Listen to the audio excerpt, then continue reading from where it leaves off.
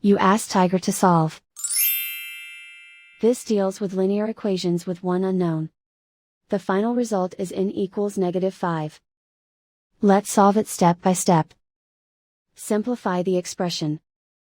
Expand the parentheses. Simplify the arithmetic.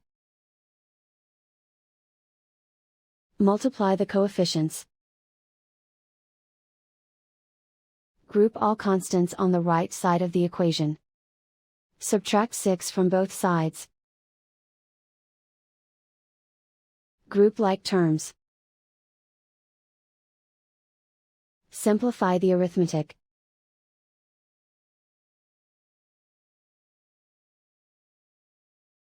Isolate the n.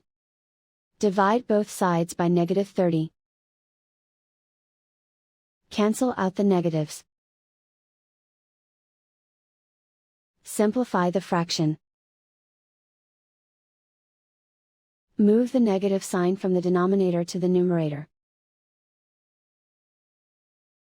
Find the greatest common factor of the numerator and denominator.